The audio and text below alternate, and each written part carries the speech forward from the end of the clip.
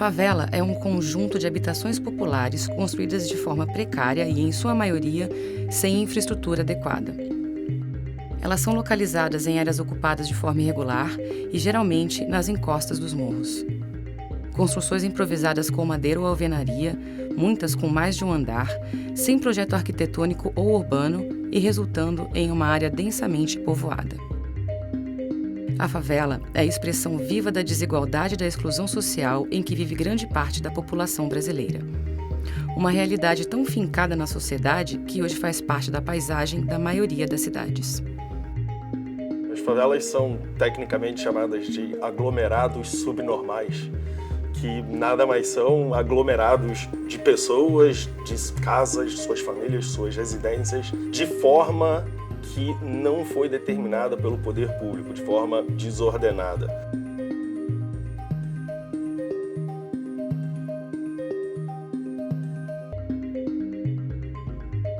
Mas a periferia, por diversas vezes, ela é totalmente esquecida, privada de serviços, educação, de saúde, de transporte.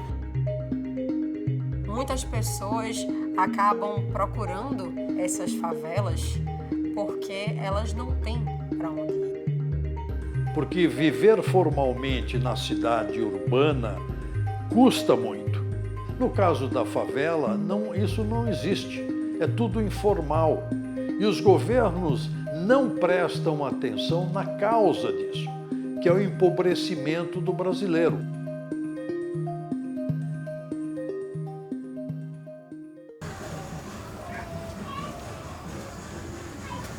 O que é uma favela? Favela é um local que você mora, que você vive, que você, infelizmente, ou por escolha ou por opção de vida, você tem que desenvolver a sua vida.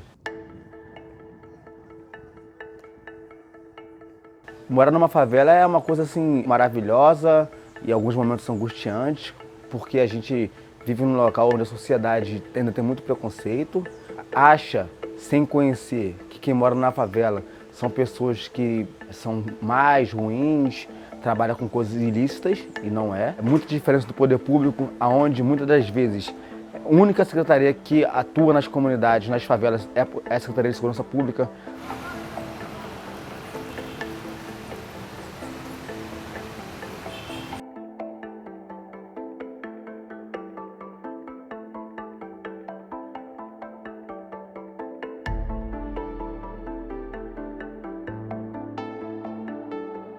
Eu costumo dizer que se um dia os trabalhadores das favelas pararem, acabou o Rio de Janeiro. É um local que, sem opção da vida, me fez escolher viver numa favela. É um local que eu amo, é um local que eu gosto, é um local que todo mundo deveria respeitar.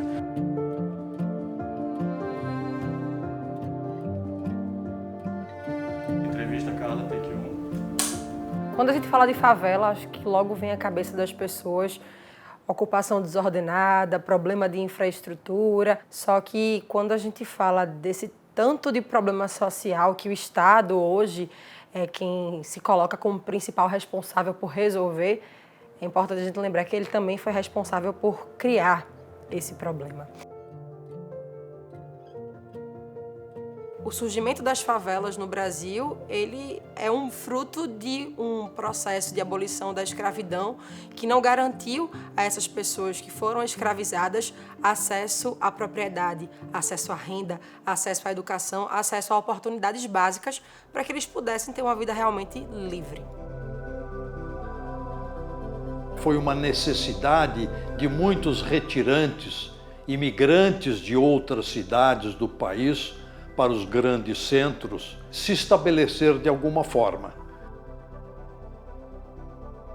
A dignidade humana só é completa se o indivíduo tem um lugar para morar e para abrigar a sua família. É uma questão psicológica, é do ser humano.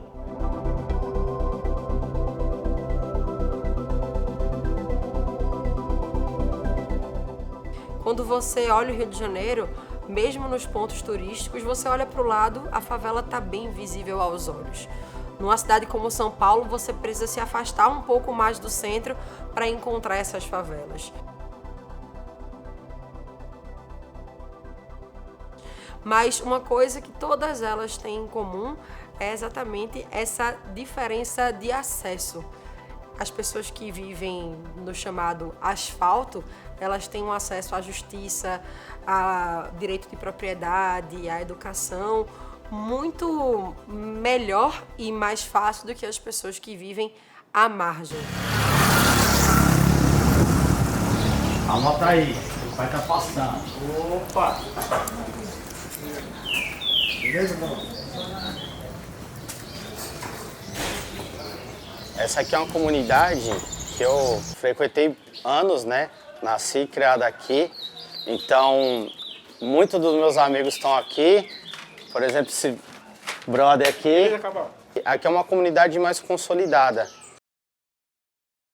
Tem aqui famílias que estão há pelo menos 5 décadas, 50 anos morando aqui. Elas não têm propriedade, mas já tem a casa constituída, a família constituída aqui há muitos anos. Você tem a parte de saneamento, você tem a parte elétrica, você tem internet, toda a infraestrutura, mas feita pela própria comunidade. Mas tem a dificuldade de não ter a propriedade para falar que a casa é sua e aquela incerteza de qualquer momento o governo vir aqui e te entregar uma carta de despejo que daqui 30 dias você tem que deixar o que você construiu por décadas para usar um auxílio aluguel pequeno que não vai dar nem para você pagar os custos de moradia que você tem.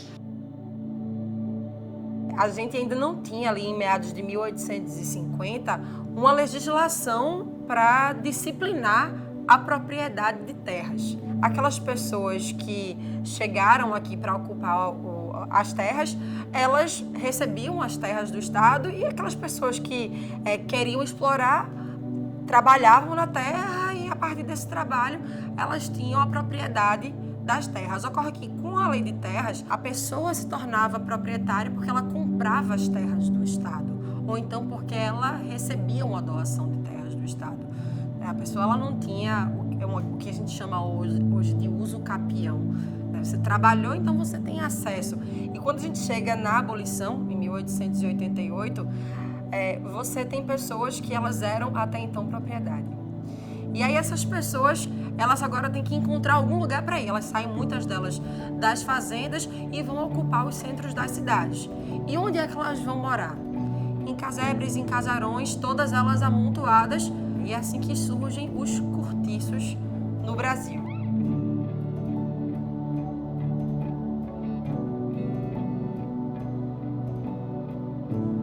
Aqui é uma comunidade, né?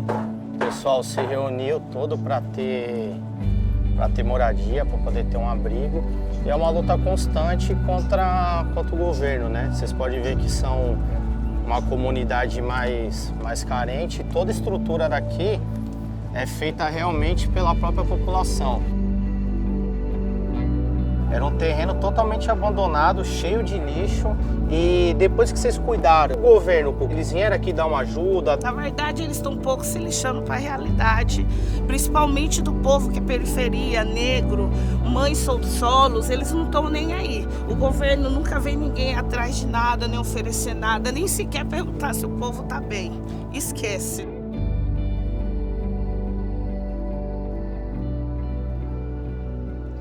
Só que quando você tem muitas pessoas vivendo todas amontoadas num único lugar, sem renda, sem saneamento, sem acesso à água, o que vai acontecer inevitavelmente são surtos de doenças.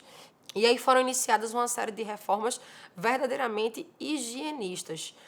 O poder público começou a entrar com uma série de ações judiciais para desapropriar aquelas pessoas, e sempre com ações policiais acompanhando as ações judiciais. E essas pessoas vão ocupar o morro mais próximo dali, que é o Morro da Providência.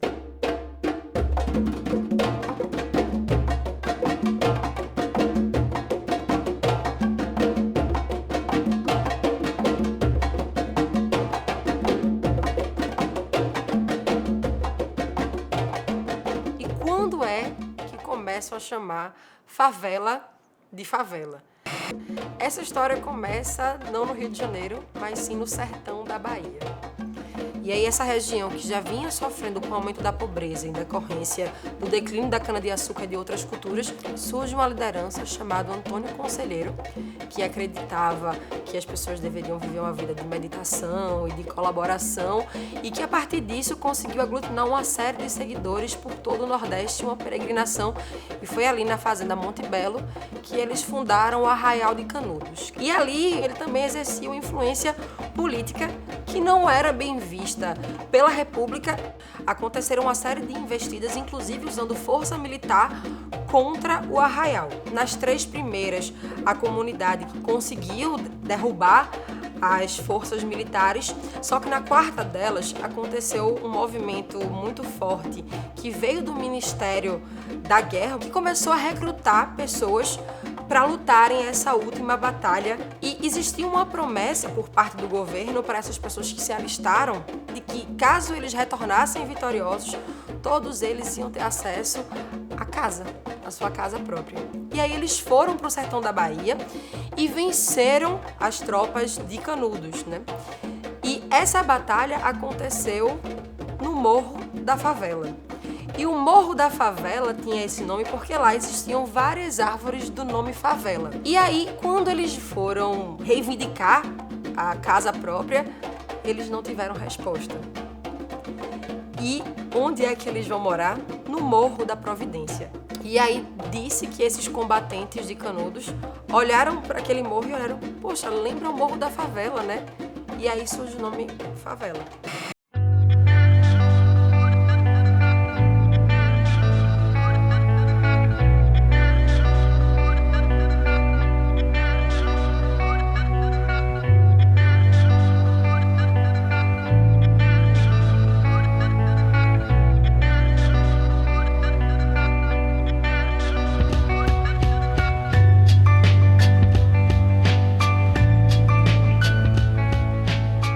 As maiores dificuldades que nós enfrentamos nas favelas é fazer com que a sociedade, a pessoa que vive no asfalto, enxergue a favela como parte da cidade. E aí a gente vem pedindo que todos os outros projetos e coisas que constroem a cidade também venham para as favelas. Por exemplo, a questão básica, o saneamento básico. Você não vê uma rua na Vieira Solto, na São Clemente, com o esgoto a céu aberto. Infelizmente, várias favelas existe esgoto a céu aberto. Muitas casas na favela não têm acesso à água dentro das favelas de comunidade.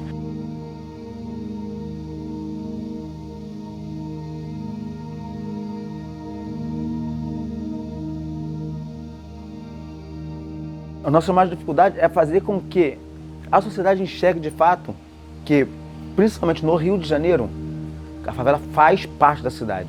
Que se um dia as favelas pararem, a cidade para.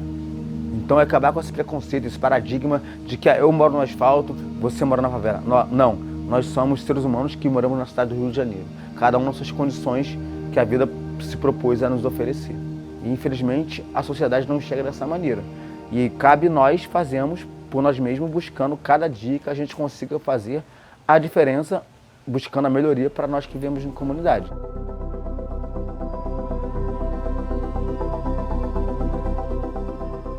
O Rio de Janeiro, por ser um cartão postal do Brasil, ser um dos centros do país, ter um influxo de turistas bastante significativo, acabou tendo um padrão de remoção.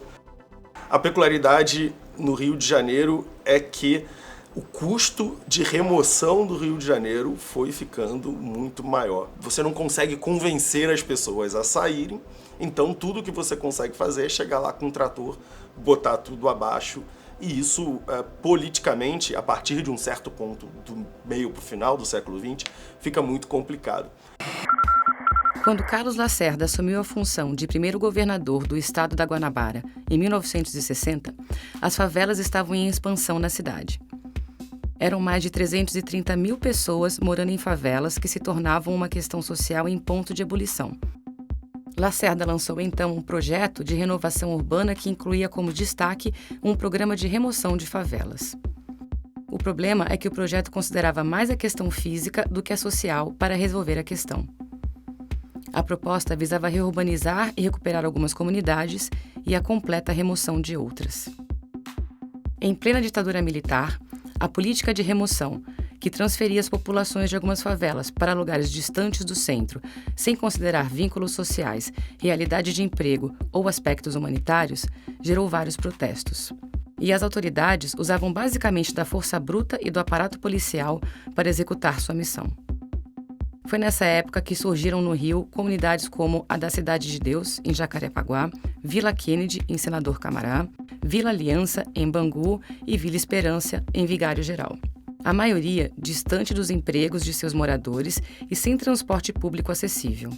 O que é hoje o Parque da Catacumba, na Lagoa, ou a área da Selva de Pedra, no bairro Nobre do Leblon, ou o campus da Universidade do Estado do Rio de Janeiro, já abrigaram as 3 maiores favelas do Rio nos anos 60.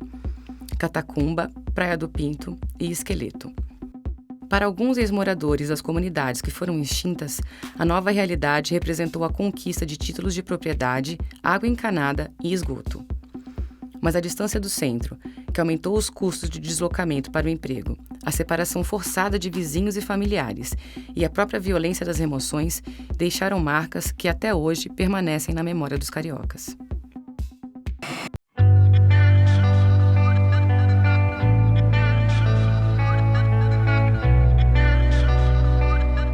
As favelas cresceram 27% contra a população na área urbana de 13,5%.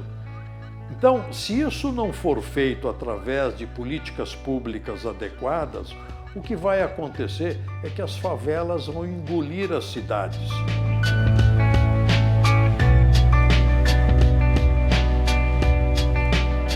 A sociedade como um todo deveria contribuir para que esses cidadãos que moram em favelas conheçam esse potencial, mostrar aos governos de que essa integração é benéfica para a sociedade.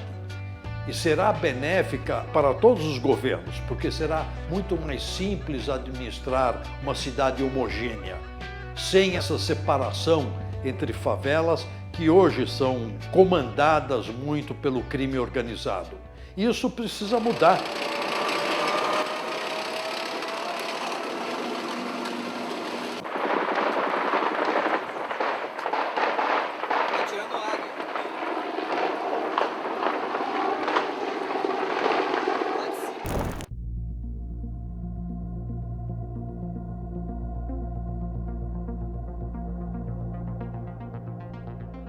O que é dignidade para você e o que você vê como dignidade para todas as famílias que estão aqui dentro da ocupação hoje? Dignidade é você ter o mínimo que o Estado pode oferecer. Um lar decente, porque toda mãe pensa em morrer e deixar 4 paredes para os seus filhos. Dignidade é isso, é o básico do ser humano. Aqui eles já foram colocados para fora algumas vezes, voltaram. Já teve incêndio que muita gente perdeu casa, perdeu tudo que tinha, mas nós somos a esperança, né? E ela é a última que morre. A gente continua aqui na luta diária, o pessoal aqui para conseguir a posse da sua moradia.